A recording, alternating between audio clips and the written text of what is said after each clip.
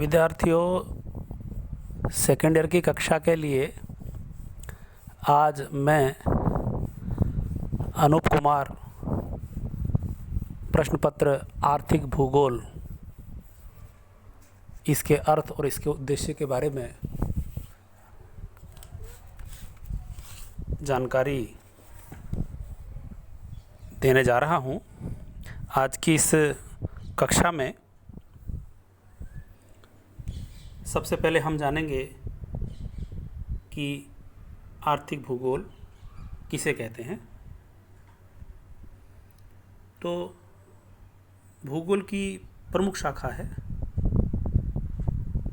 मानव भूगोल में जो मानव द्वारा प्राकृतिक वातावरण से संघर्ष होता है और समायोजन के चलते दृश्यों का अध्ययन किया जाता है, इसमें मानव की आवश्यकताओं और उसकी आपूर्ति के साधनों की विधियां सम्मिलित होती हैं।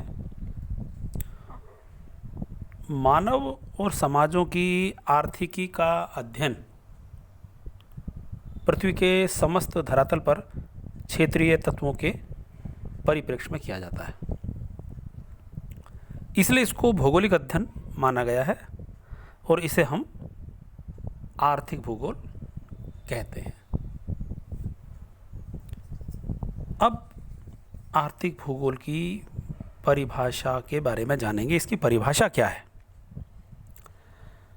आर्थिक भूगोल पृथ्वी तल पर मानव की आर्थिक क्रियाओं की क्षेत्रीय भिन्नताओं, उसकी विशेषताओं, उसके स्थानिक वितरण अर्थात उनकी अवस्थितियों और उनके संबंधों का एक अध्ययन होता है। मानव की आर्थिक क्रियाएं संसाधनों के उपयोग से, धन से, उत्पादन से, विनिमय और उपभोग से जुड़ी होती हैं। आर्थिक भूगोल के अगर हम पर्यायवाची शब्द देखें तो कभी इसे भू अर्थ विज्ञान कहा जाता है, कभी इसे जियोनॉमिक्स कहा जाता है। जियो से अर्थ पृथ्वी से हो गया और इकोनॉमिक्स यानी इकोनॉमिक आर्थिक चीज़ को जोड़ने के लिए जियोनॉमिक्स बताया गया। अब विद्यार्थियों, हम इसकी परिभाषाओं के बारे में जानते हैं। प्रमुख विद्वानों ने जो परिभाषाएं दी हैं उसमें ब्राउन के अनुसार आर्थिक भूगोल भूगोल शास्त्र की वह शाखा है जिसमें मानव की आर्थिक क्रियाओं पर पड़ने वाले वातावरण के प्रभावों का अध्ययन किया जाता है। इसी प्रकार प्रोफेसर जी चिशोम ने अपनी परिभाषा में बताया है कि आर्थिक भूगोल के अंतर्गत हम उन भौगोलिक परिस्थितियों का अध्ययन करते हैं जो वस्तुओं के उत्पादन, परिवहन और विनिमय को प्रभावित करती हैं। इसके अध्ययन का प्रमुख उद्देश्य किसी क्षेत्र की आगामी आर्थिक और व्यापारिक क्रियाओं पर पड़ने वाले भौगोलिक प्रभाव का अध्ययन है।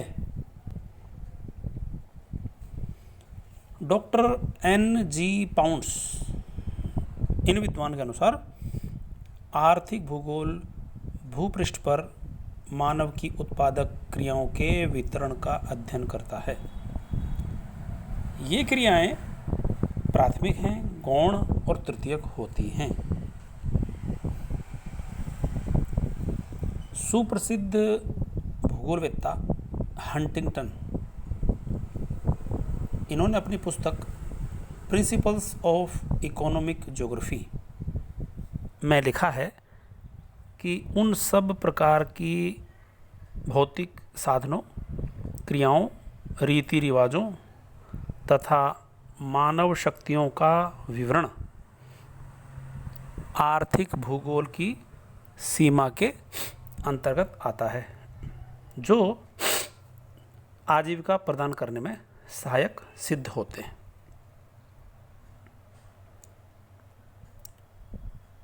प्रोफेसर शॉ के अनुसार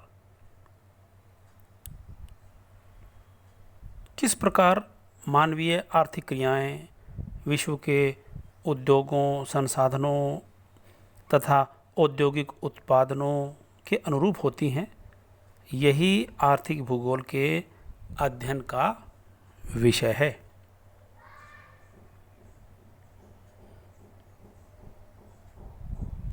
अब हमारे देश के विद्वान प्रोफेसर ए दासगुप्ता के अनुसार मानव की आर्थिक क्रियाओं पर प्राकृतिक परिस्थितियों के प्रभाव का अध्ययन आर्थिक भूगोल कहलाता है,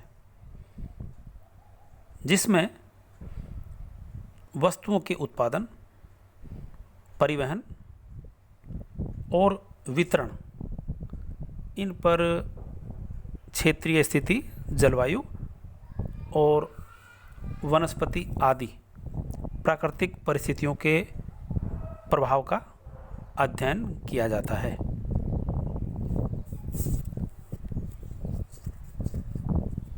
इसी प्रकार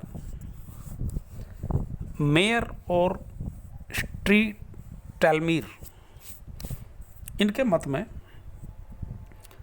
आर्थिक भूगोल की रुचि इस बात के अध्ययन में है कि मानव जीविकोपार्जन के लिए कौन सी आर्थिक क्रियाएं कहाँ करता है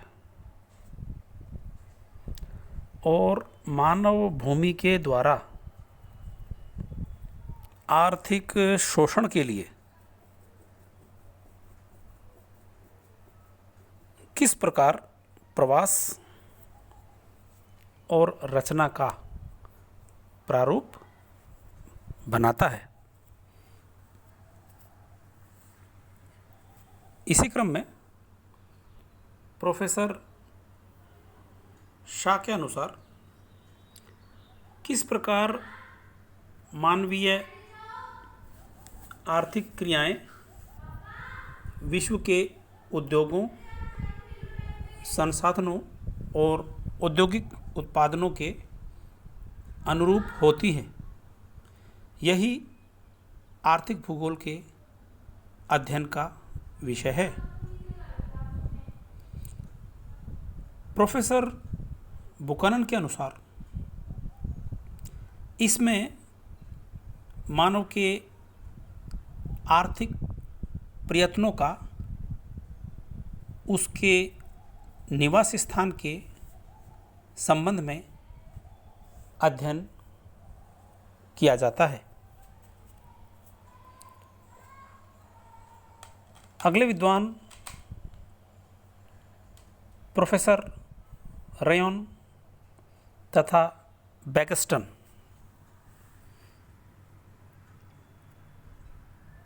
इनके शब्दों में अगर देखा जाए तो आर्थिक भूगोल के अंतर्गत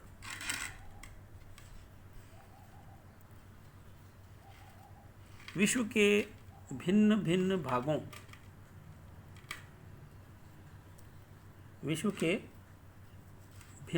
भागों में पाए जाने वाले आधारभूत प्राकृतिक स्रोतों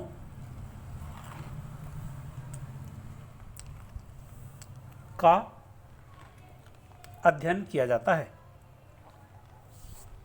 इसमें स्रोतों के शोषण पर पड़ने वाले भौतिक परिस्थितियों के प्रभाव की विवेचना भी की जाती है।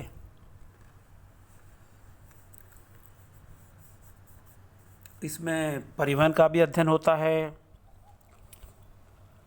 जो भौतिक परिस्थितियों से प्रभावित होता है। अब हम आर्थिक भूगोल की जो परिभाषाएं हैं उनका एक विश्लेषण करने का प्रयास करें तो ये एक दृश्य हमारे सामने आता है कि जो आर्थिक भूगोल है वो मानव का आवश्यकता पूर्ति से संबंधित प्रथाओं के लिए प्राकृतिक और सांस्कृतिक वातावरण के पक्षों के साथ किए गए संघर्षों के फलस्वरूप बने भौगोलिक दृश्यों का अध्ययन है, जो कि मानव प्रगति और सुविधा के लिए किया जाता है। तो इस प्रकार से हम इसे सम अप कर सकते हैं